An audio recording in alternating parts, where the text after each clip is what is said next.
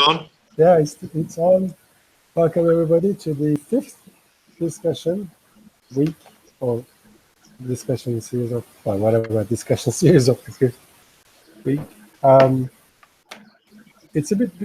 It's titled Economy and Society, even though I guess society understood in a general sense and economy understood in a general sense it does fit, but it also talks about education and things like that. So I don't know why they titled it that way exactly, but yes. So we shall talk about these. Have everybody watched the videos? Are we on?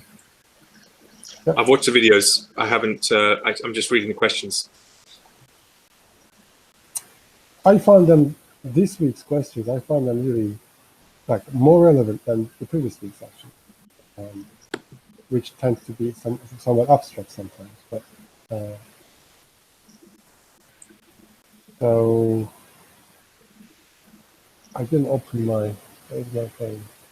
Well, if somebody has, I mean, let's just, in terms of breaking the ice. Ollie, if you have the questions in front of you, could you read the circle question? So the circle question is: name one thing you learned as a child that has prepared you particularly well for the sustainability challenges of the 21st century.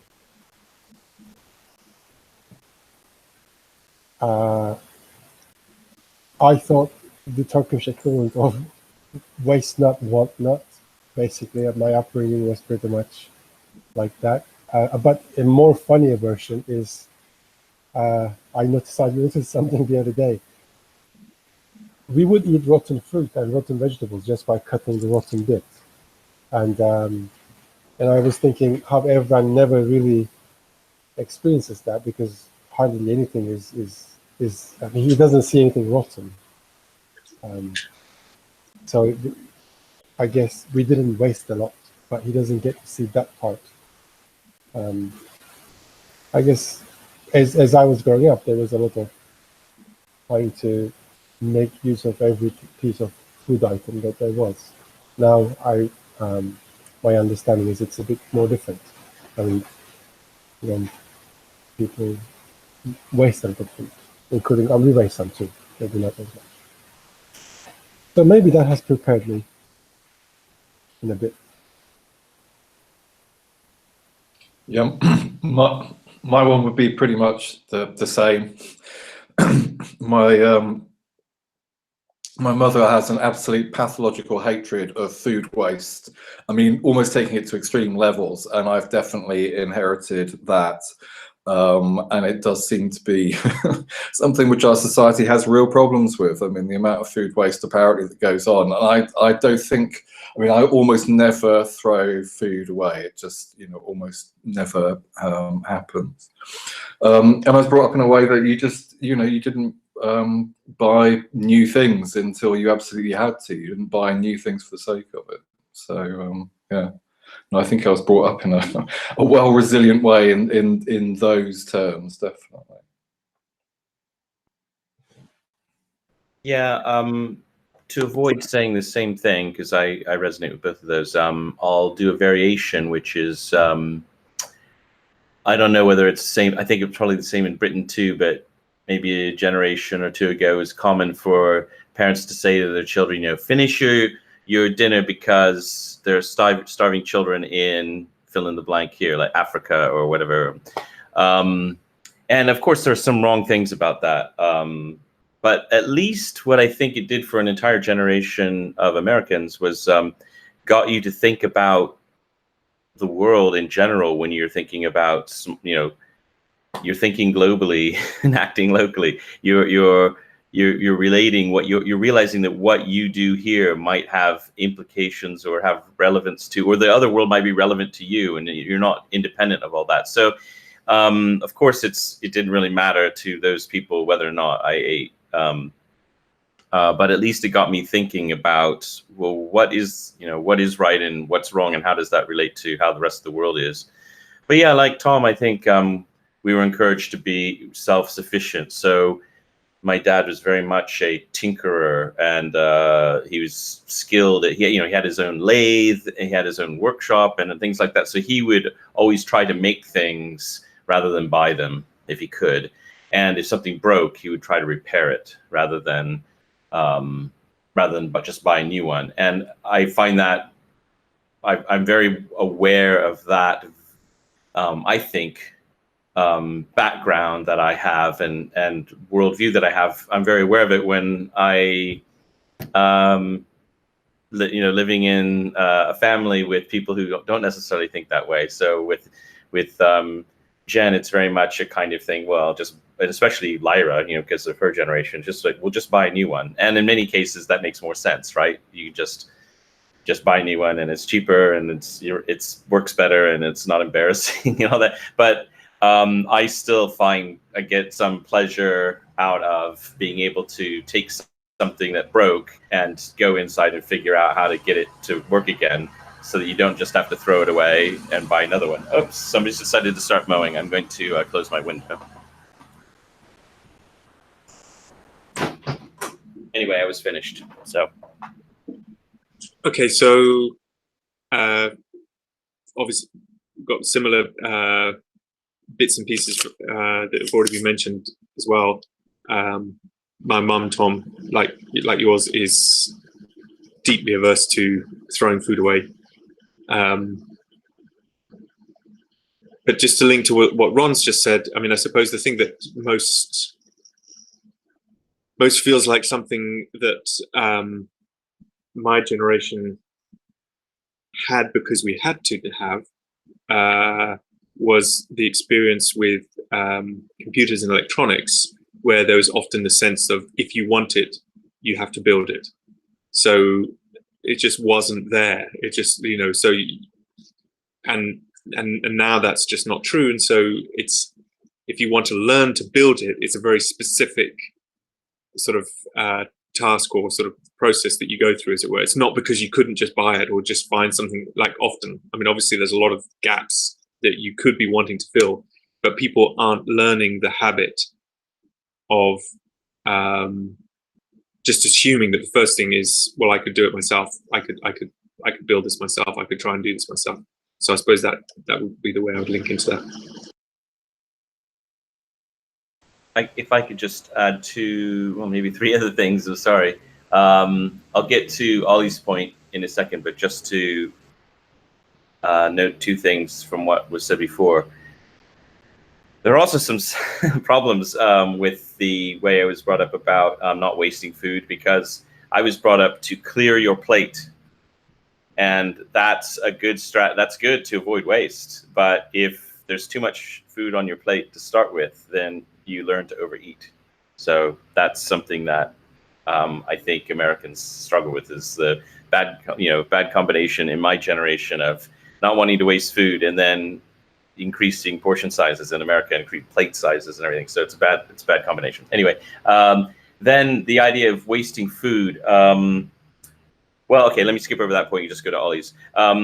Yeah, I was just listening to a podcast about the guy who was an editor at Wired, and then he was playing with his kids one day, and he had that tinker attitude. They had two things arrive one weekend. It was Lego Mindstorms, and then it was a remote controlled helicopter or something, or plane, and because he's a tinkerer, the Lego Mindstorms is kind of boring. The robot would just move towards a wall and move in a direction until it came to a wall and then back off from it. And that was the kind of limit of how intelligent it was.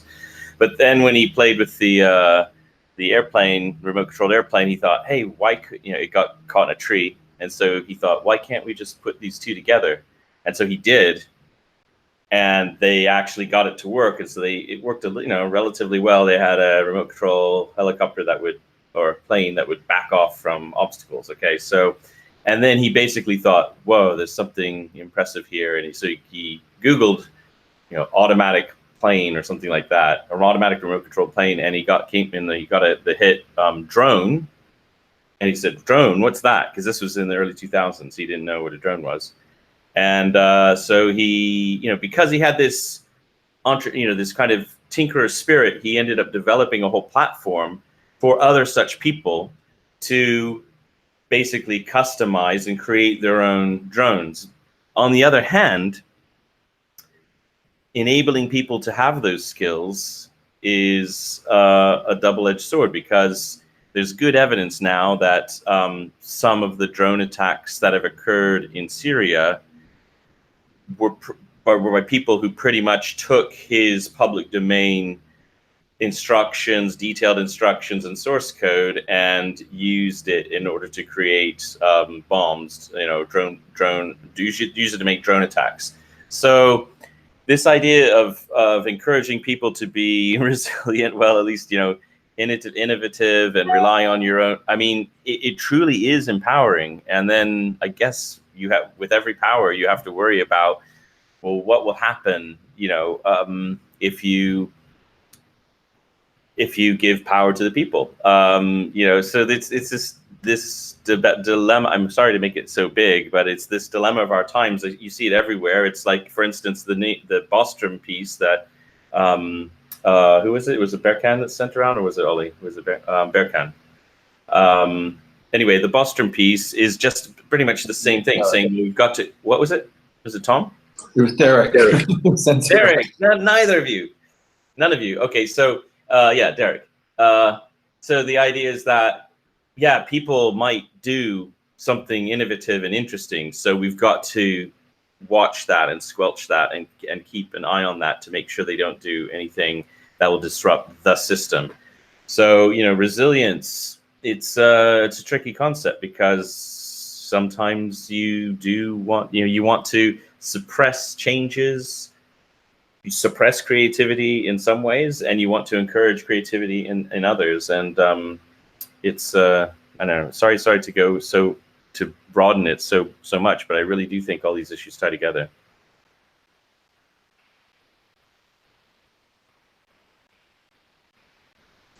That makes me think of what does it make me think of? Actually, it just made me think of something that I think next week it's going to be. So I'm going to refrain from mentioning it, because I think it's in the next few videos. So I'll stop now.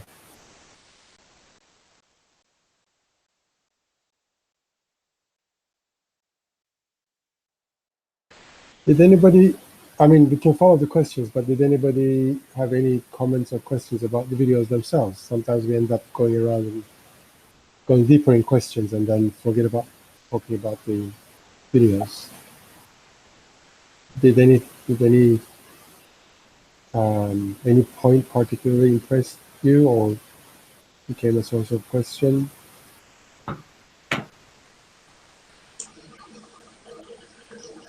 I mean, so I'm happen to be reading Enlightenment Now at the same time, and obviously there are elements of overlap, but there's elements of divergence in the sort of the core analysis of where we're at, and also what the best approach to get out of here is. And so it's interesting in one sense to experience two different analyses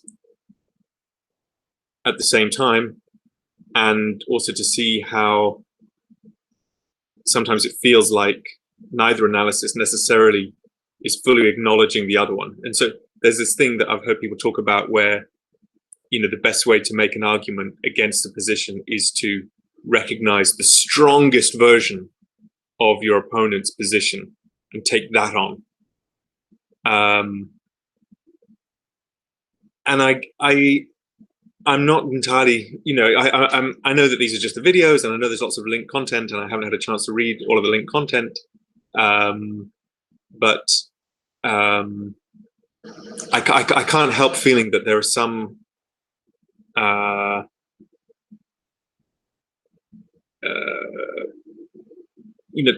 it feels a bit like being corralled towards a certain direction within the way that the videos are going.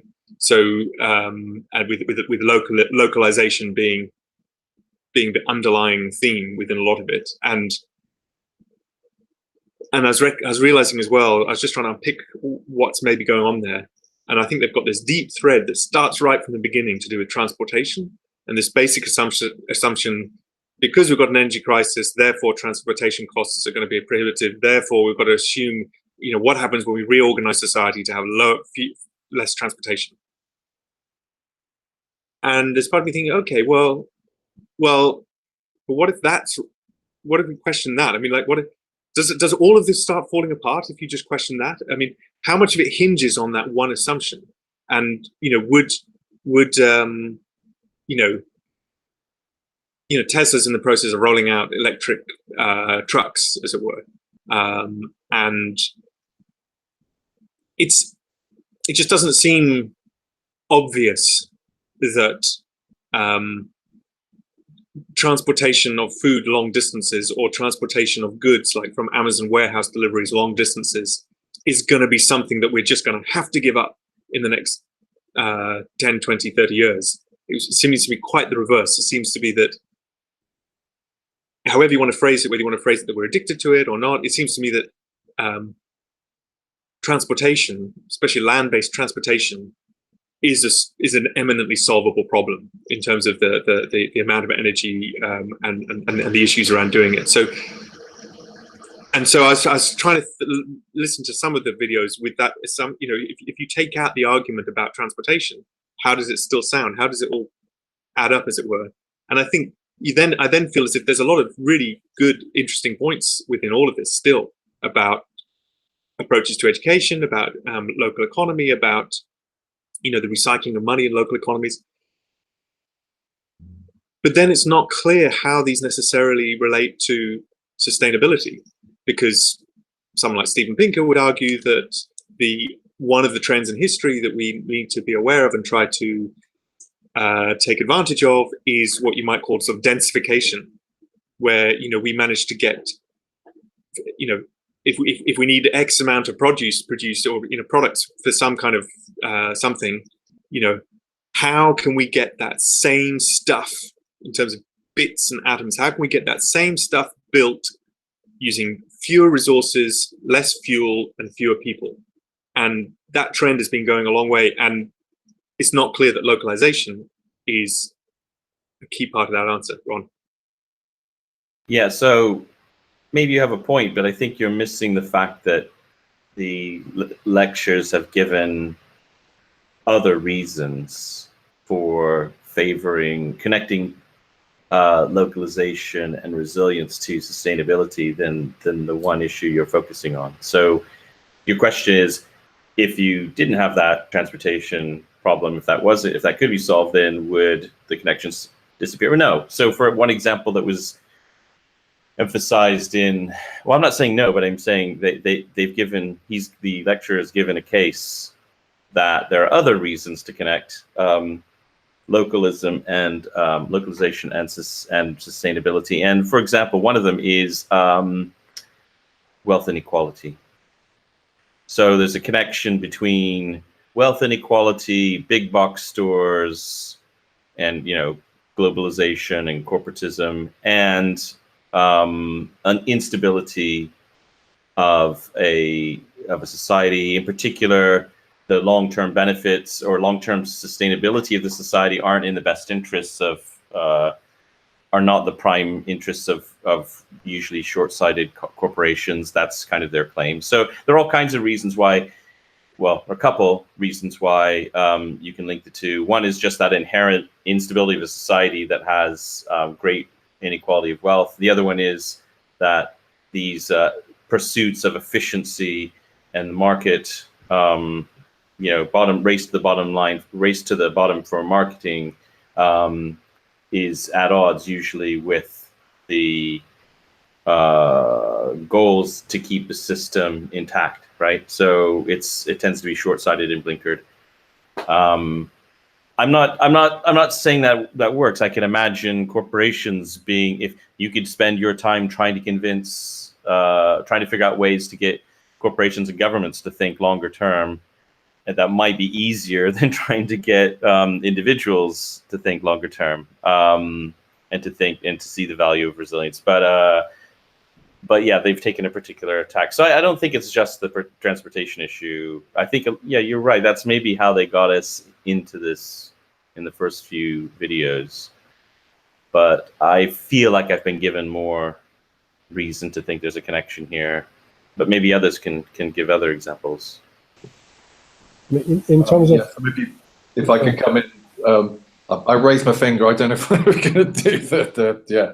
So I mean, there's something which hasn't really been stated, but I think is kind of lying in the background as another reason for, I mean, particularly wanting to build resilience and seeing localism as a way of doing that, which is the potential disruption of climate change. And we're looking at situations where, you know, extreme weather is going to become far more of an issue, and that is going to disrupt production in some cases, you know, in addition to supply chains. So although, I mean, I kind of get the feeling that this is definitely trying to push a very positive line. The thinking behind a lot of people in transition movements and that kind of thing is very much about how we deal with what, you know, will be some tough times coming up.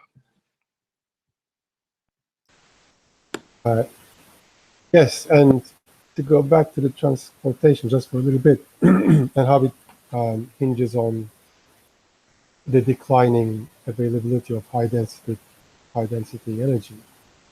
I think historically, I mean, I asked challenging questions along the same line, similar lines, especially in the beginning of the course.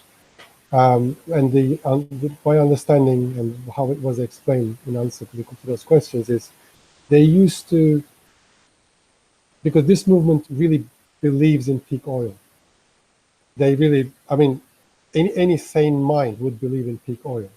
It's just the way things are. You have a limited resource of something, finite resource of something. Eventually, you're going to find it less and less easy, more and more difficult to extract enough. But they believed it to such a degree that they made all their arguments hinge upon that. And of course, nobody really had thought of the economics of the situation enough to realize no matter what happens for a long time, the global economy will find a way to buy some more time, basically, to make it last a bit longer. And after having a few too many cry wolf scenario episodes of, they say, oh, this crisis is surely the end of it, and it comes back again, and their credibility becomes sort of getting eroded. They now don't mention peak oil. Especially the transition movement have completely like dialed it down. They don't bang on about it. They don't start their presentations, whatever, with peak oil. But they want everybody to understand that that is one of the major driving principles, and then ask people to make their own judgments. So instead of saying by 2020, 25, 40, 50, whatever, we will have reached that point, because we might not have, because of the way the economy works. They ask people to understand the principle of what they're trying to say, which is, I find, impossible to refute, and then make up their own minds, follow the logical implication of what that is. And the logical implication is declining, what they call an energy descent, having less and less energy available without giving a time frame. It could be within the next 20 years, 40 years, 50 years, 100 years. But energy descent is linked to effectively is also linked to the transportation argument. Well, actually, I mean, I like that you challenge it, Oli, because that I hadn't challenged it to such a degree, but it made sense to think that, as he was saying, Richard was saying in the first video, one of the major pillars that is making globalization possible is container ships. Without container ships, without ships basically moving stuff around, it's not going to work. And if you have an energy shortage, you're just going to have less and less fleets. I have podcasts I listened to a podcast just recently by somebody massive in this movement or system movement, permaculture movement. And in his understanding of the future, he thinks, well, at some point, containers will become a resource because the fleets will be so few, I mean, ships in the fleets, and we have millions of containers. We can start thinking about how to make use of those containers. They're wonderful. They're boxes, stable, things like that. So yeah, people who think along these lines, they go so far as, yeah, that's not gonna happen. Large ship is not gonna happen, and all that stuff we're gonna inherit, and we can make use of them. In the dystopian world of Ready Player One, everybody's living in containers. I mean, not everybody, but there are these big shanty towns of container towns. And the other thing, that's right. I just remember the visual of it actually. I also came across something. Let me see. 4 possible ways of energy descent. 4 possible scenarios.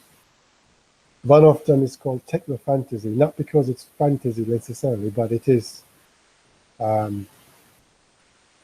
It's based on a dream that we're going to find some technological solution, and it's just going to take it away, make the whole problem go away in a very, very kind of short amount of time.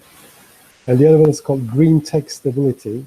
Again, it's a technology solution, which is we're going to find a set of technologies that will make us, we won't grow anymore, but we'll stabilize ourselves. We're not going to pollute anymore. The economy necessarily isn't going to grow, but we will, by using some green technologies, we'll learn how to live stable well. The one these guys are proposing are called the creative descent. So no technology is going to solve it, but we're going to find creative ways to adjust to this shortage of energy situation, and then basically collapse. Or the 4th scenario is we won't do anything, or we won't do things enough, or not enough seriousness, and then things will get worse and worse. So I wonder what bucket you would put Steven Pinker. Well, I think the basic point that he makes is that nuclear power is the highest density power that we know of, and he had some sort of throwaway funny kind of line that what was it? I think it was something like climate change is something that the more people know about it, the more you learn about it, the more worried you are. Whereas nuclear power, it's the opposite. The more you learn about it, the less worried you are. That's what he's claimed, and I've seen a number of people claim that. There's a number of there's a lot to learn there about, and I don't know enough about it to have a really proper judgment on it. But it does seem as if there are a lot of people who basically suggesting that nuclear power is safer than people think it is in some sense. And you end up with this thing where it's entirely feasible to imagine a scenario where if renewable energy isn't working fast enough to replace fossil fuels, even before fossil fuels start to run out, that governments might turn 180 and start getting back towards nuclear power, and finding ways or finding places where they put it because they feel it's the only way to keep the economy going. And then it becomes entirely feasible to have very large electric powered land fleets of vehicles that are driving. Electric vehicles are a much more efficient use of energy as well than a lot of other the combustibles and stuff like that. So and then of course there are still people working on fusion, which and not just some. There's quite a range of people working on different approaches to fusion. So of course that's always 30 years away. But what's striking about the four models of decline, they all just assume that decline is inevitable. right? No, the two of them don't incline. Oh, so I misunderstood then. Yeah. Techno fantasy is its solution will come and will just keep on growing and growing. But I think someone like Steven Pinker would say actually nuclear power is already a solution for taking a lot of land use and heating use of fossil fuels like out of the equation, and you end up with a reducing number of places where you need fossil fuels, and you know. Obviously, you could have electric boats as well, but I mean, you can imagine boats being longer to transform in some way. But also, aircraft are being very hard to make electric, even though they are making some electric aircraft. And also, there's a lot of sort of petrochemical industrial uses of fossil fuels that will probably last longer than our need to use fossil fuel as a source of pure energy. In one sense, it might be the case that some of those other things that when they talk about tires or stuff like that. I suppose it's one of the things that the way in which I like to think about these things is that it's almost like portfolio approach to thinking about some of these things, right? So as Ron was hinting, there's actually other like social justice reasons or local community reasons and all sorts of reasons why encouraging local commerce of some kinds is a good thing. So I'm not saying I'm against encouraging like I think even in the video they talked about having a fractal economy or something like that, having local economy, local small businesses. That exists already and there's tons of them. That's great. But it's also true that, for example, Tom, you mentioned about sort of resilience when there's climate change or when, again, one of the things that's been, what Steven Pinker was arguing in his book was that actually it's the very transportation of food products from the places that are able to produce to those that can't, that have helped reduce or mitigate, apart from the politics of it, hunger in many different places, or enabled people who've had a natural disaster. So some place gets completely wiped out by a tsunami. Well, people bring in food to that area. So you have this thing where actually there's a kind of resilience that happens by being able to transport food and by having a network. So by having a network that has a fractal structure, so that you're not just doing things locally, but you're also doing things regionally and internationally. And I recognize completely that one of the videos talked about balance and the need for balance. But I think what's to me it becomes interesting is that the social justice and general resilience to catastrophes arguments for like having a fractal approach to a network approach to our economy. Those are all good arguments, but they don't necessarily answer the questions about how can we get to the position where we make enough food for 9 billion people using as small of a footprint in terms of land, water, let alone, obviously energy as well, but land, water, and impact on biodiversity and other things. So it's not clear to me that localization is always going to be the best solution for achieving the sustainability goals. So it's sort of like you end up with this. That's my overall sort of comment on where these talks and the whole sort of series are going, I suppose. I don't know where to start in a sense, because there are a few points there I actually strongly disagree. I mean, if Steven Pinker is really making a point about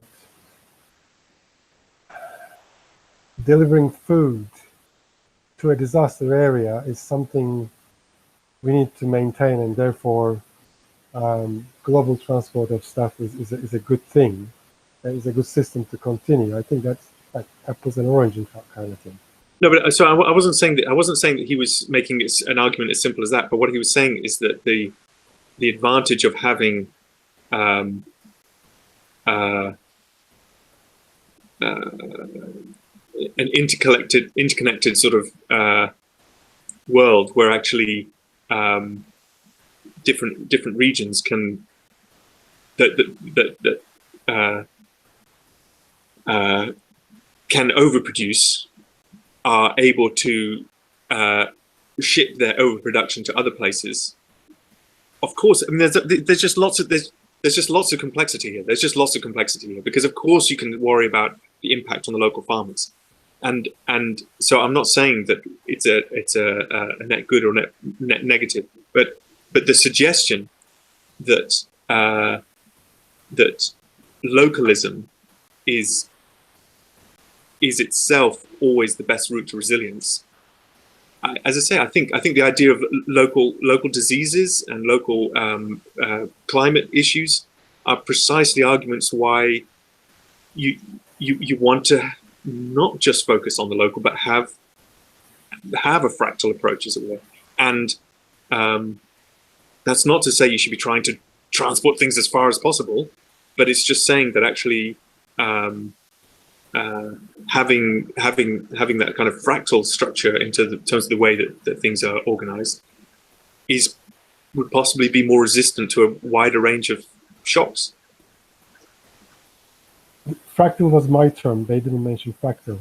A fractal was my understanding of their argument, and I used it to describe. I use it in favor of the local solution, because the opposite of fractal is the hierarchical, where you have or centralized, very centralized production. They had the term panarchy. Panarchy, yeah, exactly. That's network-based. I turn it into well, I called it a version of it, a fractal. But I mean, that was when I was in Istanbul. I remember the discussion, and I mean, if we can repeat it again, it's going to be a repetition, though, because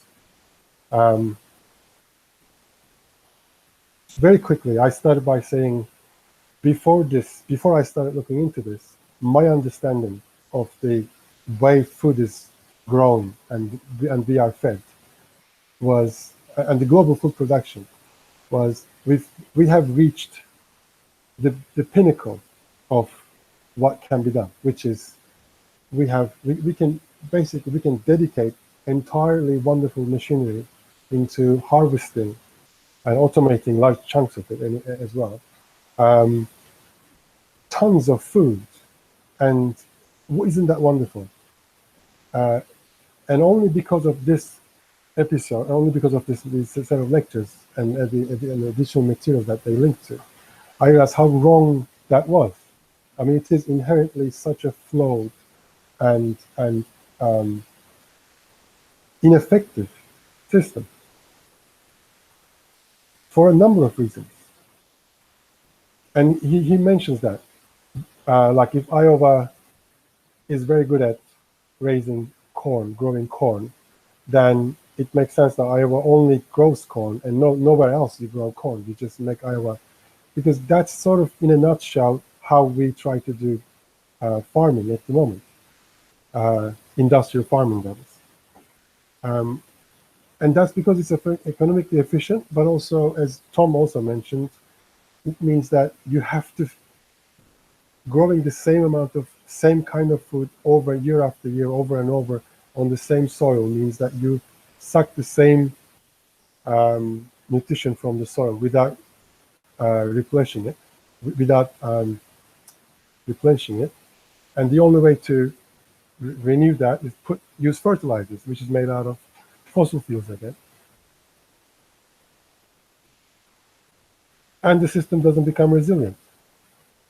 And also you lose crops because you need to use pests come. There's nothing else that can protect you against pests but fertilizers. Sorry, pest control, artificial pest control. So I'm going a bit, I realize I'm just going on in circles a little bit. But the solution an alternative solution, which is this local solution, is already available.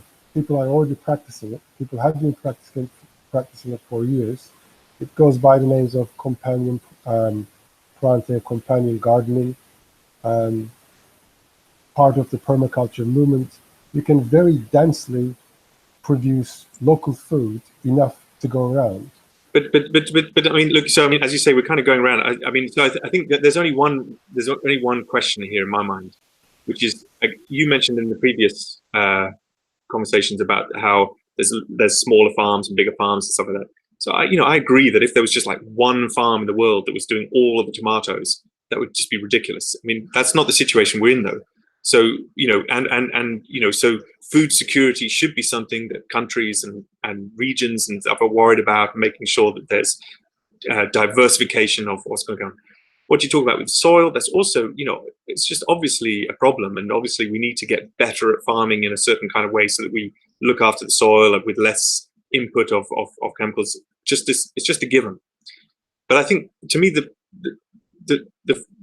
question that I would be wondering in terms of the localism, again, there's nothing wrong with that, but is there a suggestion or is there a belief that that is the way that we could potentially feed the 9 billion people that are going to be on the planet in a way that also will not increase the footprint of land that humans have to have on arable land?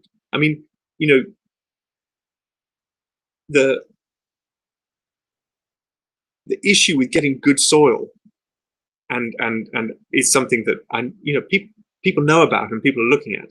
The issue of reducing the use of pesticides, things that people are looking at. I mean, I've seen that people have got now robots that go along, like they have like a printer cartridge type thing, so that as this thing goes along the field, a camera looks at the plant, works out, does some analysis of what's necessary, and uses a sort of printer jet thing to squirt little drips of the right stuff just at the plant, as it were, squirt at the, so it sort of like massively reduces the total amount of chemicals being put on the plant. And now, again, it's still chemicals, but I mean, again, there's a whole discussion there about, but I just find it very hard to believe that local farming is the kind of solution that is going to help reduce man's impact on nature. That's at the heart of it, as it were. I haven't seen. I can understand the arguments about soil. I can understand the arguments about localization in terms of communities and community commerce and all sorts of things. And I can understand the value in having people learn and do local farming of some level of local produce, and it's great, all good. But I can't see that kind of local production being the way that we can sustainably feed 9 billion people. We can sustainably feed 9 billion people right now. It's not like we don't have food to feed 9 billion people. The only reason some large chunk of those people are going hungry is an economic distribution problem. We are wasting, literally, like throwing away, not us individually necessarily, but farmers throwing away produce because there is no shipment going to, I don't know, Africa or some other food. It's just an economic problem, so even there the argument falls. It doesn't hold. Just because we have the possibility to take large chunks of stuff from there from A to B, doesn't mean that we're actually going to do it. And in terms of, in answer to, we can play a dream or kind of visualization, imagination game. Can you imagine right now, like this year, not like in some fantasy future, this year, just buying local food? Like, can you imagine not going to supermarket, but just going to the open market or that kind of farmers market weekly and just getting food from there, which is by definition food that is grown around where we live, basically. And if you can do that, and you basically will be able to survive, then some of you, I can do it, and Tom can do it, and Ron, and then you can say, well, but is there enough?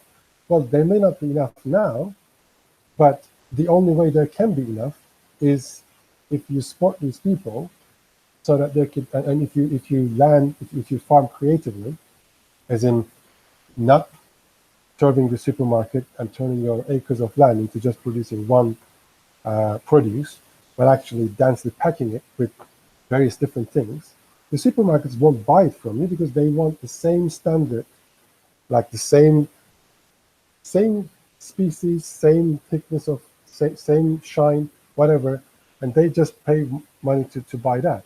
So if you say, well, actually, I have like 50 species of different things, they're not going to buy that from you. But if you take away the supermarket pressure and say, no, actually, the supermarket doesn't need to buy from you, we as the town will buy what you, then they can. Okay, but then I say, so what you need to give to me for to be interested in that, of course, again, I'm not, I think, you know, a lot of people like that, and it's a good thing. I'm not saying it's not a good thing, but I'm just thinking about me and my life, as it were. I tried to reduce, there's two things. One is I tried to reduce to a minimum the amount of time spent on food shopping and on sort of food preparation and stuff like that. I mean, you know, I enjoy a good meal, but at the same time, I don't spend a huge amount of time on doing those things. And at the moment, obviously, I enjoy eating a range of different things. I mean, like, you know, in terms of the products that we have in our daily life. Leo likes blueberries. Mostly they come from Spain, for example. Often buying some blueberries from Spain. So obviously, you know, we could change all of those things. We could change what in terms of what we're buying. But the question that I would be wondering is this really, you know, what's the evidence that this is really the most is the right and important change to be making? What's the suggestion that food in particular is the thing, as it were, rather than, for example, air travel? I mean, like, you know, we talked about this the other day, the fact that actually, you know, the carbon impact of the air travel is probably by far the worst thing that in my life, as it were, and it'd be, I mean, you know, I don't know what the graph is, but it's true that, I mean, we're eating less meat than we were before, because I think it's good to reduce the you know, things that, you know, are high impact. I would really love to see everything labeled with what the impact is of different things. But, you know, I know that a lot of products that we get, other products in our lives, come from around the world. I know that we fly, and, you know, we just went on a family holiday, and it was, I think that's actually the kind of thing that, you know, some expense, you know, can't get away from the fact that actually, as a rich person in the West, we've got a much higher footprint than many other people around the world. And, you know, there's just a whole ton of stuff that we could be worried about and be thinking, feeling guilty about, or wanting to change in our lives to try to make it more fair about what our footprint is on the world.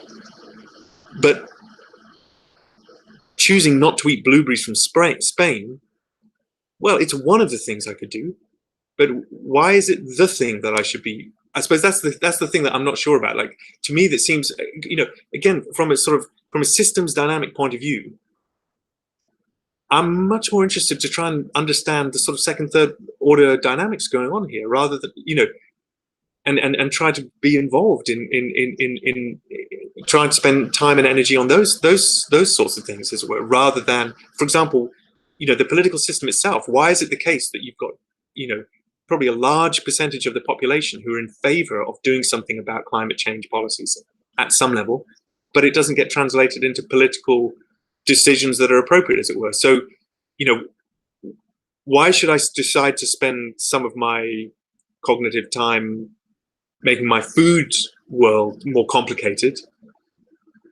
when there's already so little bandwidth anyway, and as opposed to spending more time and effort on trying to improve the politics in the country, for example. I mean, just as an example, and that's where it's sort of like, you know, that's where what from these videos and things like that, there's part of me feeling like there's what's missing is the sort of the laser sharp explanation for why kind of this is the thing. That's what I feel like I'm not quite getting. There are a lot of issues there. I don't have much time. A couple things that, well, first of all, I think the lectures do give answers to some of your questions. He talks for a while about why the focus on climate change isn't enough. It isn't enough to just think how you could scale back fossil fuel consumption or carbon emissions. He thinks you need to go, it's a systemic solution, so you can't just change that and not change everything else. So a lot of the stuff about resilience was meant to say that you need to look at what's the steady state going to look like? What's it going to be like for there to be resilient communities? And just addressing the transportation issue might help delay the climate change problem, but there are all these other crises. And so you're asking us quite rightly to say, but wait, there are these efficiencies that you get from scale. And he addresses that too. He basically says, yeah, you're going to have to screw efficiency. You're right, Ollie. You can feed more people in the short term. You could feed more people with these globalized setups and these non-localized economies. But in the long run, it's not worth it. Because it's unstable and not sustainable in the long run because of all the stuff you need to have. I mean, you're talking about that high-tech agricultural system. What's all the stuff that needs to be in place for that agricultural system to exist? Who manufactured those printer cartridges and who created that? You did that research and who funded the research and who manufactured. I mean, there's a lot of stuff in that picture that, yeah, I'm a fan of too. I'm not necessarily disagreeing with you in position, but I'm giving the counter argument. And you're right. There are a lot of things that can be achieved, like finding cures for diseases. If you have this non-homogeneous, you have some kind of concentration of wealth and education, and in some areas, okay. But nevertheless, he's saying that those are unstable, and you have the most resilient communities. So yeah, we need to question: is that the greatest good? Resilience? Does any non-resilient system ultimately lead to unethical systems or non-viable systems? But another question that both you and Berkan were not addressing. Berkan's basically saying, well, maybe we could do it. We could feed everybody right now. And also you guys got, I think, sidetracked in thinking about how we get from here to there, which I think is a different issue. It might not be that the way we get from here to localized communities and agriculture is through me and us kind of slowly but surely increasing the amount of food we buy that's local. That might not be the way to do it. But my point is that you're both ignoring something that maybe a lot of people ignore, which is maybe you're both wrong that there is no way to feed 9 billion people in a sustainable way. And the only solution is to lower the number of people on the planet. I'm not sure, maybe 9 billion isn't the limit, but it could be that, the kinds of resilient, localized agricultures, you're right, Ollie, will not support 9 billion people, but so be it. We've got to think about having a smaller population on the planet. And it might be that when you try to feed more, you'll have to do it by introducing these elements that are not ultimately non-sustainable because they require industries that are non-sustainable that hurt the planet in other ways. I'm still trying to rest before I go. I'm still wrestling with this whole obsession with growth, and everybody seems to agree that growth has to be is the culprit. In a way, I agree, of course, but I think you could have an economy based on growth as long as you had a steady state number of people. So as long as you didn't allow the population to increase, like if every family had two kids at most, then everybody could, during their lifetimes, aspire for more.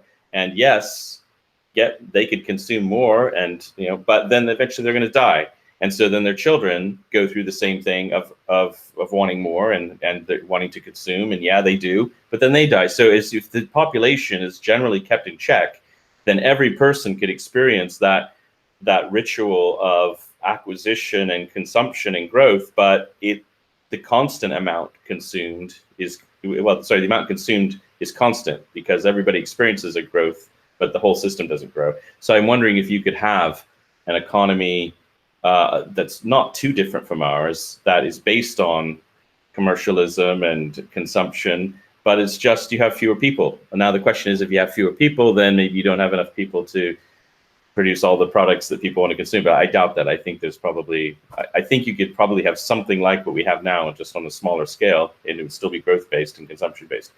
But I'm just gonna stay on for a few more minutes after this, and then I'll have to go. Sorry.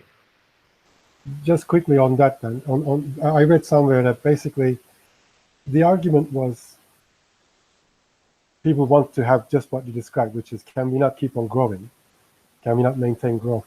And the argument was that, oh, well, basically because the entire world, because the evolution of any economy tends to be from material whatever into service, we can at some point almost completely detach economic growth from material dependency. So we can keep on growing without having any material increased impact.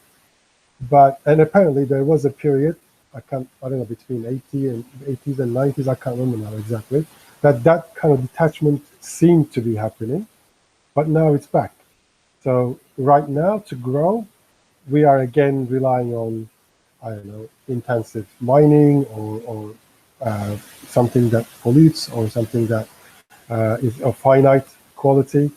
That's because the population's growing, but if you kept the population the same, then there wouldn't be any need for, everybody could experience material acquisition during their lifetime, but that would be a fixed number. There would only be a fixed number of people on the planet, and so it would never go beyond that. So people always say that growth always spirals out of control, but no, you could have a growth-based economy that is sustainable because it's limited to being this number of people. It would require, though, that the population, that people on average, couples on average, have 2 people, at most 2 children, which I think is very reasonable. It's not saying Hans Rosling's done a number of good videos on this before he died, which show that actually the trends are pretty positive in this. I mean, like, as long as you accept the 9 billion, the trends are pretty positive. Most developed countries are negative, below the replacement rate. And in fact, there's other videos I've seen which talk about the fact that in 20, 30 years' time, there's going to be a huge crunch of working age people globally. I mean, this is globally the trends are pretty good. There's only a few countries in the world which have got significant population growth. And that's an example of a technological solution, because supposedly one of the explanations for the recent downtick in Western, or say United States, birth rates is young people are watching Netflix instead of having sex. More like a cultural solution, actually.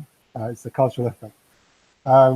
So I agree. I think some of the videos that I will send the moment our series finishes is a talk by Jürgen Sanders, one of the authors of the Limits to Growth. And he makes a very convincing case, just like Hans Rosling, that the trend is downward and we're not going to have a population explosion. It's just not going to happen.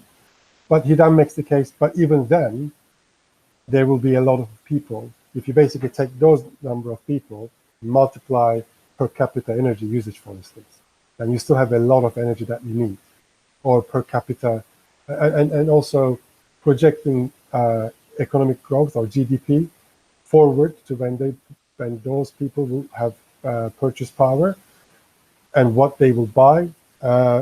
which then translates into how much stuff that you need to have. Again, that means, all right, okay, so we're again depleting this or that, or how much pollution it's going to create. So it turns out even the declining trend or the downward trend doesn't get us out of jail, unless, I don't know, there's a massive decline, like a sharp call by war or by disease, something like that.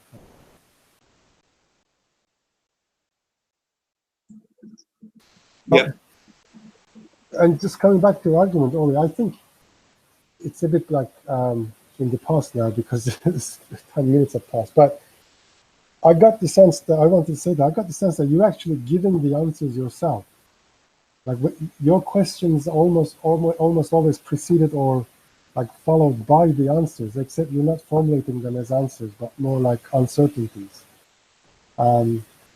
Unfortunately, that's the statement that got stuck in my mind without, like, and I don't have the freshness of memory to give an example. Maybe if you go back and watch this, I can write to you like, oh, it's this is what I meant. But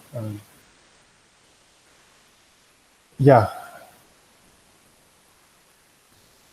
I can't do better than that, unfortunately. Yeah. Oh, so something was about, yes, flood. There was a very strong sense that you give an example of yourself, which actually is an example that every single household experiences. Some of the stuff we find difficult to understand because it touches us. It basically means that we need to, like you mentioned, food shopping is not something that I want to spend more time on because I'm time crunch already. Like I need to have time to do stuff that are important. So if I can walk for 5 minutes and buy things from Waitrose as opposed to drive for half an hour to an open market or farm market and buy things there. But that's precisely the kind of thing that. But I'm also thinking, like, you know, what take those blueberries from Spain. You know, the problem with those blueberries from Spain is not how they were grown necessarily. I mean, I don't even know how they were grown, but let's say they're grown in some farm that's decent enough, or that's, you know, could be a fine farm.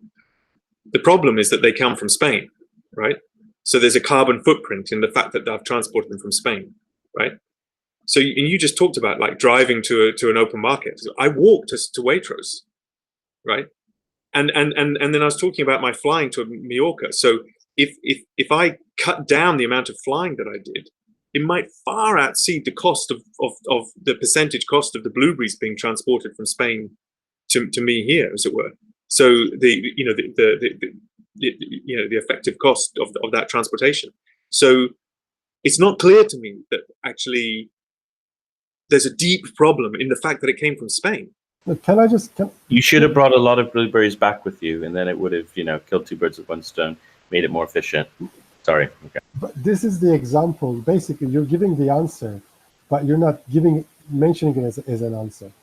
The whole argument rests on, well, imagine a situation where you don't have the luxury to fly or transport. When I say you, I mean the global economy or the way things are. You don't have the luxury to transport stuff from Spain. That was my first point about the fact that it seems to rest very strongly on transport. That was exactly what I raised as my first concern, was that a lot of the thinking rests on that assumption. And so I'm thinking, well, what if that assumption's wrong? What if it's the case that actually we reorganize society so all land-based transport is electric, flying is still done, so that again, you still, even if you transport by land-based stuff, and even if you say, oh, it's going to have some, I don't know, electric or solar energy, or you're going to use that energy, that only buys you a little amount of time. So it may be that we're not going to see if we do everything by the book, but try to make things stand. And I think that's probably what's going to happen. We try to extend this lifestyle the way things are for as long as possible by doing as many things as possible, which may mean that it's not going to happen within the next 10 years. It's not going to happen within 20 years, 30 years. But I don't know, your child, my child, will almost certainly experience a different kind of existence when they're our age, when they're 40, 50. But I've just realized that you know, there's a sense of like a deep guttural sense that different people have got. Like, it seems like some people have got a sense that it's just not possible to create the technology to be able to have a cleaned up version of roughly this kind of lifestyle. It's just not physically possible to do that with, you know, for 9 billion people. You know, some people seem to have that sense. The ingenuity of humanity has got a limit. That means we will not solve the cement problem. We will not solve the transport problem. We will not solve the soil, you know, technological approach to soil problems, as it were. No, it's the other way around. They, me, Berkan maybe, are saying that might happen, but you can't count on it. So you better prepare for the worst and hope for the best. Whereas you lean on the other side and say, it's probably going to happen, so don't need to worry about it so much, because that's like, we're probably going to solve it. As pointed out, we've always managed to do it before, so we're probably going to do it again. No, but again, it's that difference between saying you can sit back and just it'll happen, and saying what I say is we are going to have 9 billion people on this planet. We want to live sustainably with the planet so that we don't create climate change, so that we don't destroy the biodiversity of the ecosystem.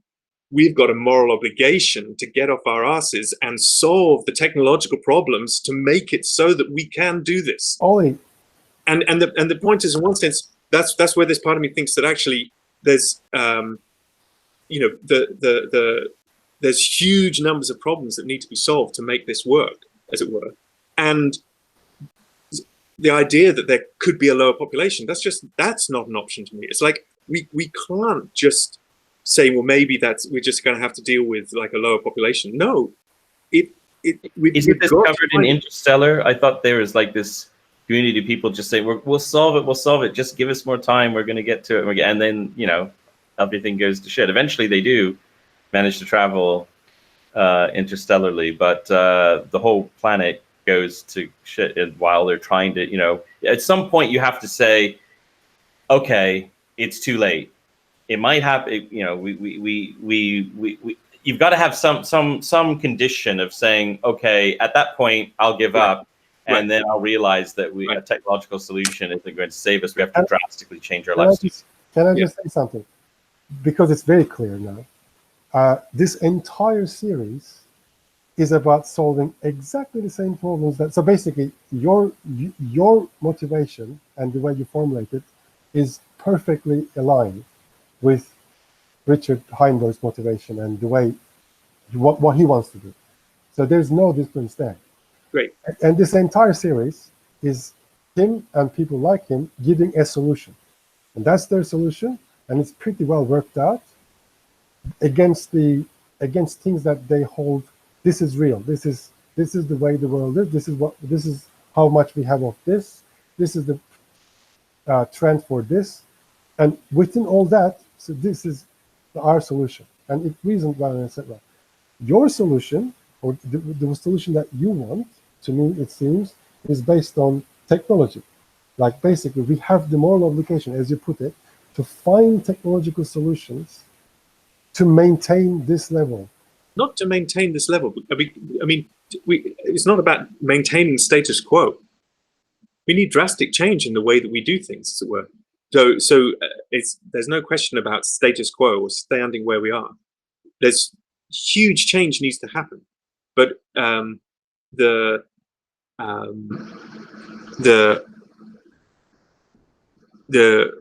difficulty, the question in terms of like people's intuitions about these things, but also the you know, how people get convinced about things is around sort of evidence or evidence of different routes and what are possibilities. And as I say, I'm very interested in portfolio thinking about different ways forward, as it were. And so, you know, a good option, a good thing to be going for is something where there's not just one argument for it, but there's about 10 different arguments that all line up in the same direction, right? And my concern, in one sense, about overemphasizing. Don't get me wrong. As I say, I'm not against localism. Localism is great, but what I might call sort of overemphasizing localism or being against technological large-scale solutions for some things is that there's a lot of evidence to suggest that actually large-scale solutions to things help us reduce our net impact on the world, as it were. And that's one of the things we've got to achieve. And reverse of that is that there's a lot of evidence sort of historically that the way in which we're able to develop this sophisticated economy is by reducing the number of the man hours that were required in doing certain tasks. So automation seems like an extremely useful tool to help us get to a place where we can have more people free to think about how to solve these things, more people doing a range of different kinds of work that need to be done in society to make it a healthier kind of society. And also, I think another deep instinct within me is that these are global problems. I really want to be building ways of thinking about the world that have this sort of sense of global identity and regional identity and sort of local, so this sort of subsidiarity of identity. And it's not clear to me that an overemphasis on localism helps build the solidarity at an international level, which means to say that actually, you know what? The biggest issues that are going to be happening in the world are not going to happen here in Brighton. The people who need the most help are not the people here in Brighton, as it were. So if we want to build a sort of an international community of solidarity that is going to help fight the worst issues of climate change around the world, we need to work out ways that in political and economic and sort of industrial ways in which people can cooperate at a regional and international level that makes sense, and that there's a deep problem about how to make it so that people feel that it's the right thing. But ultimately, I think there's going to be, in the next 20, 30 years, a lot of need for the richer countries to do things that are useful and helpful for the poorer countries. So,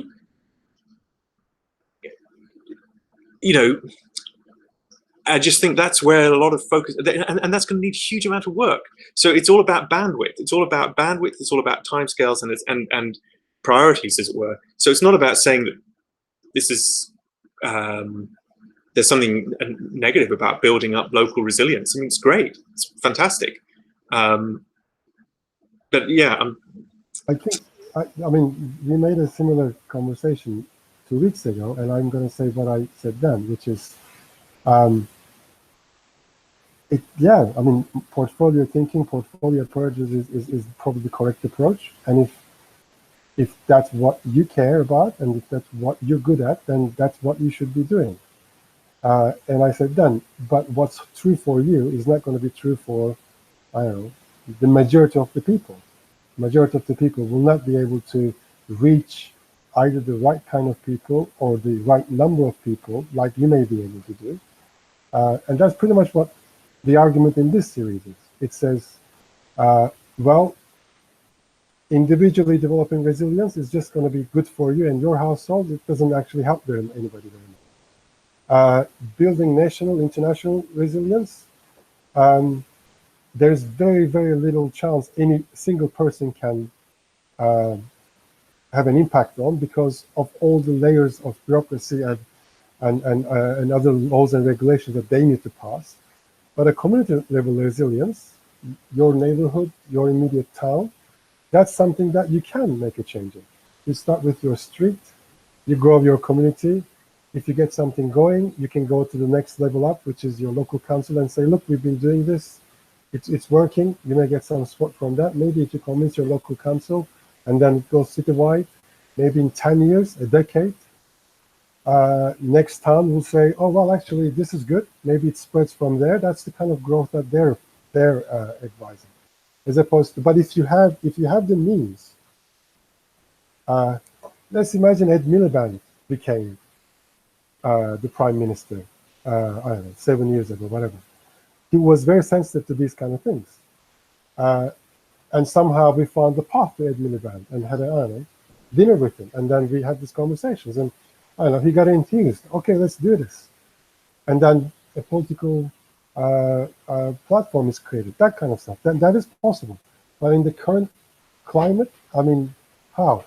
I'm not sure how that's the percolation up and down is supposed to work. So they said emphasize resilience on the community level, and then that will maybe sort of take care of itself. But think about it. In California, let's say you set up a lot of these co-ops, and people are, there are these local organizations, communities, communes, where people are only eating what they are able to grow, and maybe that's all great. But then they go to their representatives and say, "Hey, we should be doing this in all levels of society." Like, what about the University of California system? Maybe we should, be thinking local there. So only people from California can attend. Only people from California will be lecturers there. Will only, do things that are relevant to California. I mean, it would seem to be. I'm not sure. That doesn't seem to be a good idea or something that would actually. I'm not sure how the success of co-ops at the community level would. You're not going to suddenly get fossil fuels being rejected on a system-wide level just because people in these co-ops are maybe buying, using electric cars. I don't know. It just seems to be a bit of wishful thinking that somehow if you get your community to be a kind of co-op, then it will change the geopolitical economic situation somehow in such a way that container ships won't be used as much, or I don't know, or I thought universities were a good example of the kind of thing Ollie's talking about. That you still want to have these areas of excellence in order to. Yeah, you want, it's a panarchy again. You want to have a combination of locally organized structures, but then you also want to have some globally organized structures to develop innovations that the local organizations can use. I don't know. Maybe you're both agreeing. Maybe. I guess Berkan is trying to say that Ollie's view is consistent with that of the course, and maybe I guess I'm agreeing. I don't know. Yeah, I think just a super quick comment. Sorry, Tom. I think in one sense I agree with what you guys are saying, in the sense that maybe the one thing that I felt was maybe missing from the course, maybe it's implied, was something along the lines of, we think this is something that some people will be interested in doing and is compatible with heading towards a sustainable future, which is, whereas I feel a bit as if it's coming across as we think this is something that everyone should do. Whereas if it was like along the lines of saying, different people are going to find different ways to contribute to this global problem, and there's, people, like any team, people have got different skill sets or different interests, and a group of people might find this is a really good thing to do, and we want to encourage people to do it. That's then I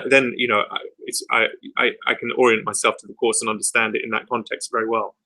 But if it's along the lines of saying we think everybody in the world should be doing this, that's where it starts. Anyway. If you watch, if you follow suggested reading this and additional materials, I can't remember which one in which week, probably maybe this week or next week. There are like charts where obviously it doesn't make sense to every community to grow to manufacture bicycles or to manufacture heavy machinery. Like that needs to happen on a regional level maybe, or if not national level. And there are charts that have divided. That's where the fractal stuff comes in. When I saw that, I thought that's exactly what I meant, or one of the things that I meant. What kind of stuff needs to happen where? And food production is always local. No reason whatsoever to make food production central, happening somewhere, because you have the means to do it locally. But heavy machinery, obviously not going to be local, or other kind of things, not going to be local. But I'm giving this as an example that they're not suggesting that everything has to go like within your immediate 30-mile radius, but they're suggesting, and he said that like literally he said it's about trends, and the trend has swung way to one side of things. There's no balance, and that's affecting a lot of things.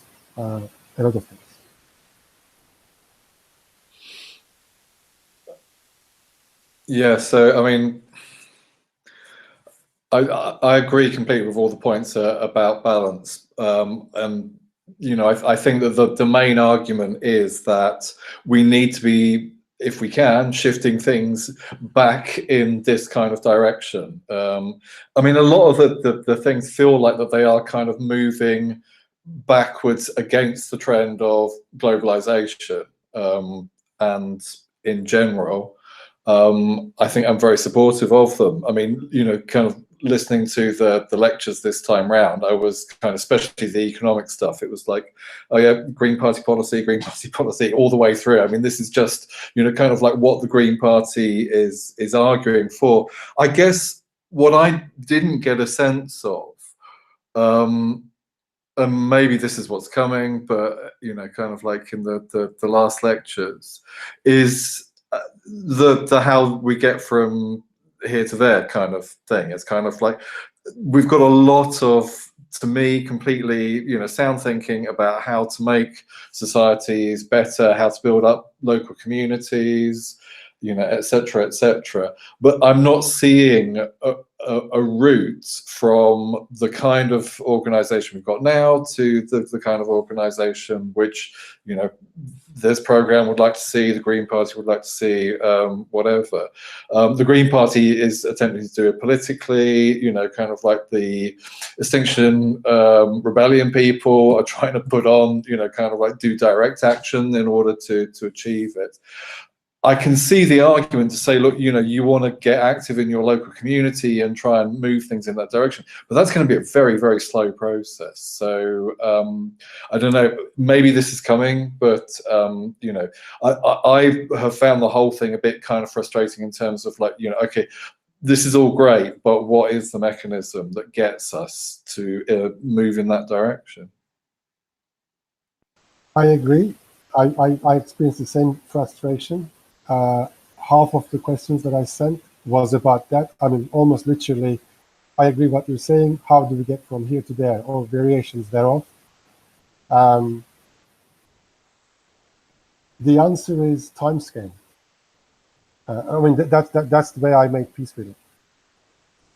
It's not happening in 2 years. It's not happening in 5 years. It's not happening. It may be happening in 10 years, but it's about timescale.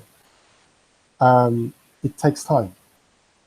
And the answer that they give in terms of the mechanism to get there is the answer they give for everything, which is focus on your local community. And it's because of that it takes time. I'm now, as I mentioned 2 weeks ago, I'm now taking another course given by Transition US about effective collaborations, about setting up this kind of stuff. And I'm so impressed by, based on years of experience and like lots of experiments of trying to do this kind of stuff, how codified they have turned, how much they've turned this process into an extremely intelligent sequence of steps. And it's not wishy-washy. It's like, it's nothing alien in terms of, if you and I, or if anybody, if we basically together wanted to set up a company and wanted to learn about setting up a company, would be buying books and reading about various processes and lean setup startups and things like that, which give us, well, given your limited resource and the particular condition, you need to go through this step, this step, this step. And it would make sense, because you say, well, find your first customer, and then based on that or client, based on that, deliver, put that into your CV, develop this, approach this person, like that. They've already done that, and they've already codified that process. And And at no point they're saying you're going to get there next year or next season. They're saying pretty much the opposite. They're saying don't attempt to, I don't know, have sexy projects like local economies and local currencies, because that's not going to fly. You're going to crash. The moment you do that, in the second week or the second month, you're going to crash. Nobody's going to do that. You have to have created enough credibility first for people to do that. And how do you get that? Well, I mean, we can have this part of the conversation in an extra discussion session, because I find it fascinating as well. But there's a very, very like logical, very simple step of how do you start seed and then grow a community like this. You may fail, but at least you have a roadmap. But it's going to take time. But you may get something going, and that may grow, that may spread. But that's there. It's like watching a movie. When you, as I'm doing this now, I'm going through the series a second time with you, and because of that, I'm seeing, wow, the message was there from the beginning, and they're saying over and over the same thing over and over again. They're giving the same answer, the same solution. It's been there from the very, very beginning, which is focus on your local community and be prepared. Even the Naomi Klein argument, like disasters or not disasters, but hard times will come. Don't get caught unawares. Don't let something imposed on you. Have something ready, like a resilient set of group of people, or resilient and already existing movement, so that when something happens, you can step in, either in terms of political protest or in terms of having an alternative set of doing things, as opposed to, I don't know, something like neoliberals or Brexit just falling upon you just because you didn't have a plan for that. Even that episode was about this. So I had the opposite problem, which was not how do we get there from here. I had a hard time envisioning what there would look like.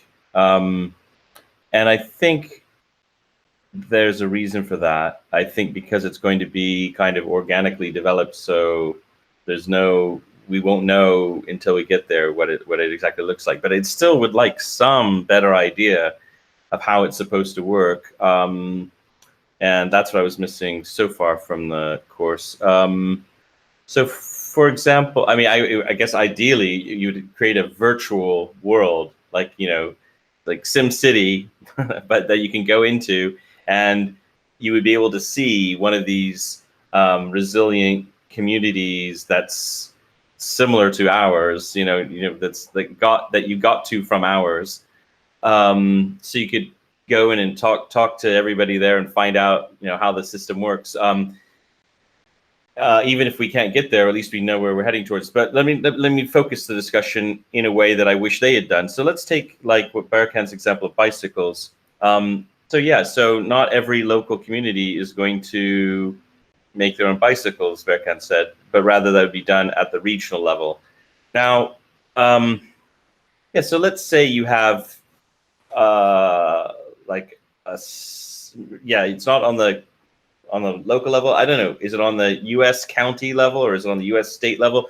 Whatever level you think that it would make sense for there to be bicycle manufacturing that then does kind of sell to the local communities. I guess here's where we talk a little bit about how we get there, because now we could think about it.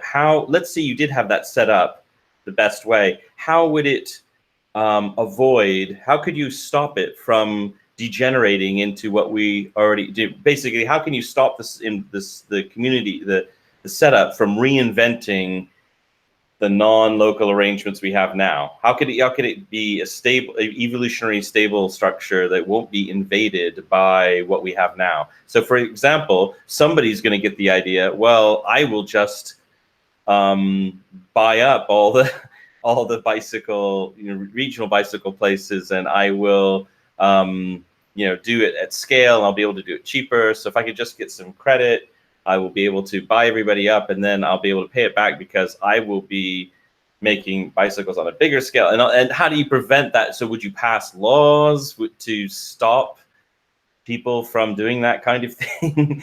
Would you where would you stop it? Would you stop it at the credit granting phase and say, no, it's illegal to give somebody a loan of that much money, or it's illegal to do it for that purpose? Or would you have, I mean, I'm not sure how, even if you could get to their heaven, their utopia, how you're going to stop it from being infected or invaded again by the same forces. And again, I hate to bring up, this is very abstract, bringing up Bostrom again, but the kinds of mechanisms you'd have to have in place in order to protect this structure might make it actually an unpleasant place to be, because it would be severe restrictions on individual liberty, etc. So I'm not, is the idea that if it's really a utopia, then everybody will understand, we'll all have been transformed, and we'll all understand why it's not a good idea to buy from this greedy guy who's trying to sell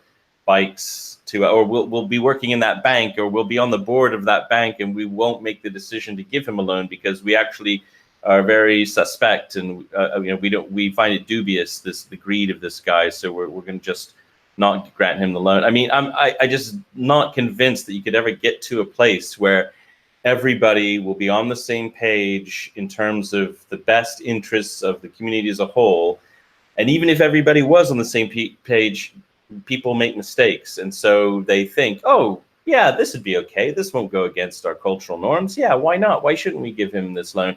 I just think you might end up even if you did get the resilience utopia, it might reinvent what we've already got because of human nature. But maybe they were trying to address this maybe in the biology and neuroscience section, which I found very unsatisfying, but I didn't really hear any answers there. I think it's a great question. I mean, I'm trying to fish from memory if anything relevant was said, but I can't recall now.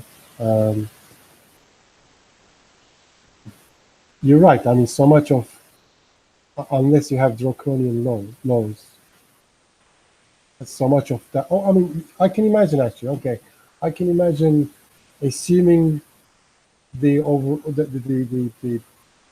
economical system goes through a change, you can have laws that prevent this kind of runaway growth. So nobody can quickly grow into, I don't know, to become the only sole supplier for a large place or for a large region. Locally, you can stop. Yeah, but what's the mechanism going to be? Are they going to actually stop people from buying his bikes and say, no, we've checked, his income's growing too much, you cannot buy a bike from him? And he says, but he wants to sell it to me. He's willing to sell it to me. I want to buy it. No, you cannot buy it. If you buy it, you're breaking the law. I mean, I'm not sure that's going to, or is it going to be, where will the law intervene in order to, will it be able to have foresight to see, oh, if we do this, then then a structure will emerge that we'll want to eventually break up, and so therefore we'll stop now? That seems to be require a kind of omniscience that maybe AIs could do, but we can't. Or it's going to be after the effect. It already gets too big, and we say, oh, now we've got to break it up. But if it's too big, it will have power, and it just seems to be you're going to have the same problems all over again. And I'm not really sure.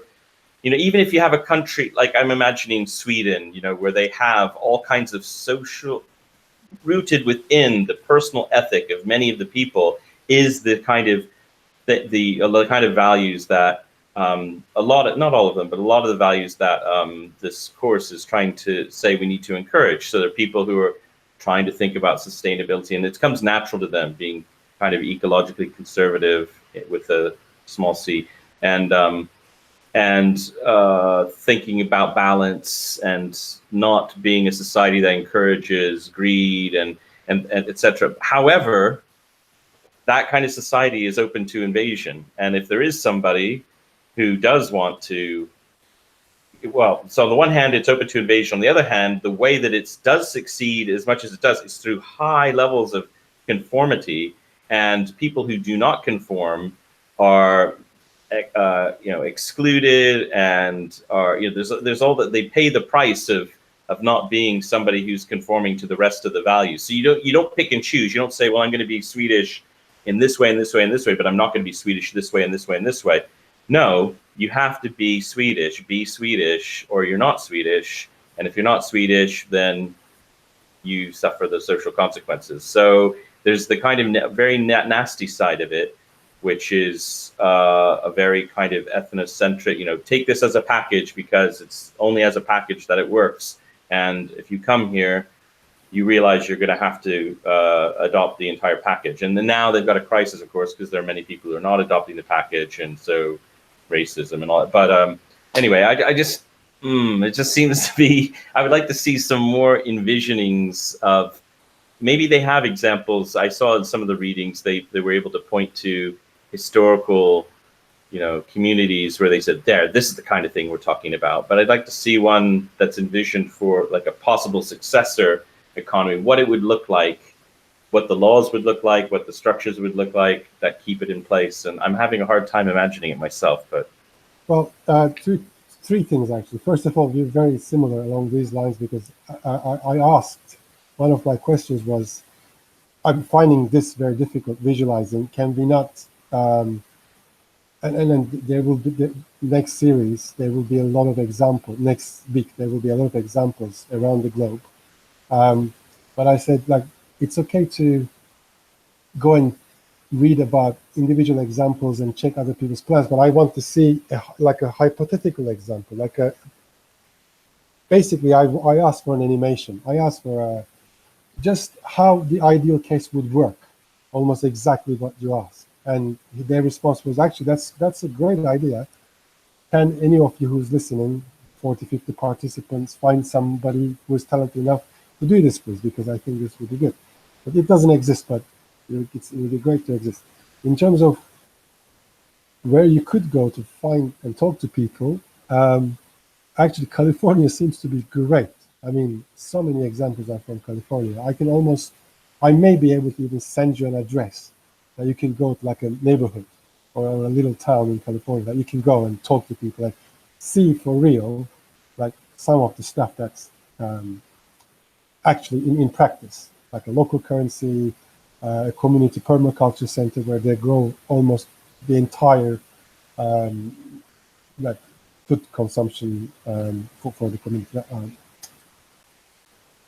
And thirdly, I will mention again the French movie, The Main, called Tomorrow, which won the French version of the Oscars for the best documentary in 2017 or 18. Is a great movie to watch, because it's within the first minute of the movie they say, why are not enough people are telling the story, positive story of what already exists around the globe, what people are doing, all these little communities, all these little solutions that are already working, and we find it difficult to imagine because we don't know about them. So they go around the globe and basically find these communities, find these people, find these solutions, and say, look, this is working. You can have this too if you want. That kind of stuff. So I recommend it. Just two quick comments, because I know that we all basically want to end this sooner than later. The first is that in terms of mechanism, I think when they put these ideas together, just repeating it, I think the original mechanism was the disappearance of cheap fuel, which would make these things happen naturally. So they had a certain dynamic that would make a lot of this stuff just happen naturally. They wouldn't have to worry about laws and stuff like that. If fuel just disappeared overnight, suddenly all of this stuff would have to happen. You'd have to become resilient locally. So I think once the fuel stays there, they suddenly have to look for other mechanisms to bring about this new kind of transformation that isn't being just made to happen naturally. And I think then the second comment is that, what Ron was describing, I mean, it sounds like the overthrow of capitalism. I mean, you can't get away from the fact that it sounds like the overthrow of capitalism and the changing of international trade. Because with the case with the bicycle, I mean, like, if Britain went down a route of making, all of the bicycles in regional factories and something, and China or America, whatever like that, set up some automated shop, automated factory that is building these things. You know, you could end up with a situation where on the doorstep are arriving fantastic lightweight bikes that are, you know, cost £1, and the British ones are costing hundreds of pounds because they use human labor in a certain kind of way. Whatever, I'm exaggerating, but you know the basic problem there. And the only way in that kind of situation to protect the local market, to make sure that people buy locally, would be to change the trade laws so that people couldn't buy the robot built, you know, 100 times cheaper option. So without fuel disappearing, you're basically looking at problems, as Ron sort of indicated, that equate almost to looking at ways to change international trade and change capitalism, the way that it works. Agreed, but just one thing. The fuel disappearing is a fantasy. I mean, it's I would definitely suggest don't think in those terms, like, because it was a sort of trap, mental trap, thought trap that could easily catch me. I mean, I was there. Fuel is not going to disappear overnight. We're not going to wake up, oh, we have no fuel. That's not just, but we're going to, as we are already, the whole entire life, economy, and everything that we produce is indexed and is dependent on one particular kind of substance, which is the hydrocarbons that we're using. Any fluctuation that they have to go through then impacts us. And we know that overall they're going to get less and less, and more, less and less in quantity and in terms of energy density, and more expensive, or more volatile. Even if not expensive, more volatile. We can expect more variations, basically, in the ups and downs. But no, the fuel is not going to disappear. We probably have, I don't know, enough fuel. The last drop is probably, I don't know, maybe 200 years ago for a liner. I don't know. But the point is not that. The point is, it's so volatile that it affects everything and it screws up everything. So also following up on what Ollie said, the irony is that the only examples of large-scale non-capitalist systems we've ever seen are communist ones, and they are very centralized. So what's paradoxical here is that you need, as far as we know, you need some centralized system that is able to enforce the localization that these people want. A localization is not an actual state, is I guess what I'm saying, is that given people's greed, you tend to get the reason. I mean, capitalism evolved for a reason, right? It wasn't an accident. It's because it's sort of a natural byproduct of certain way. But you know, if you want to give the Marxist argument, it was inevitable in a way. So the thing is, you need to have mechanisms in place in order to prevent it from evolving all over again, and that won't be local. So you can't have a purely local system. Anyway, I think the local system will be invaded by capitalism all over again, and maybe they're happy with that. Maybe they say, yeah, then you just go through another cycle. It's like the forest burning down, you know, just another cycle, and then those people will have to deal with their reemergence of capitalism again. Yeah, maybe that's a yin-yang situation, you know. Capitalism, it had its place and now it doesn't have its place, and it will have its place again, but that's not our situation right now. I don't know what they think about this. I think there may be a way, but I mean, I think it's great that this question came up. I think it's wonderful because this, I don't remember being discussed during the lectures or during the webinars.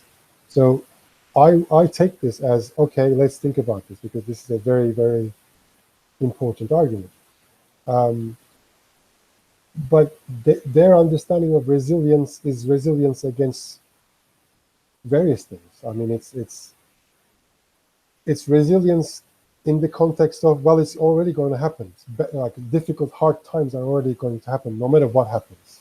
Even if we find technological solutions, still the time has passed to actually not to have hard times. So we need to develop resilience to that. Maybe they have not thought of the point that you just raised, which is, well, even if we develop resilience, what's there to stop an invasion of the kind that we're trying to leave behind? But let's think about it. I think it's wonderful. I mean, it's really great.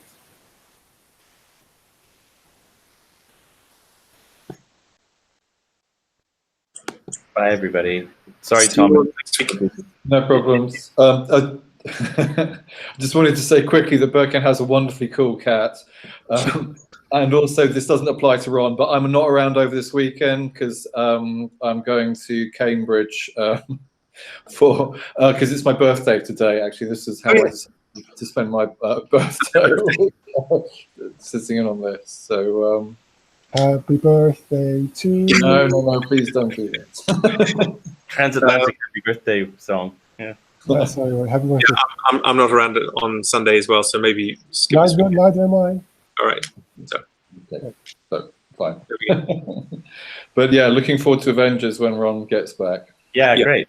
Thanks. That's Yeah, great cat, Berkan. Yeah. Good advert. Good advert for cats. Have a good weeks, and Local. see you next week. Oh, and one last question, Berkan. Is that link to the movie you mentioned? It doesn't look right, Ron. I'll send the link right after this. I'll send the link. And also next week, I won't be able to do Thursday, so maybe Wednesday or Friday. But we'll discuss that. Okay. All right. Bye-bye. Bye all. Okay. Cheers.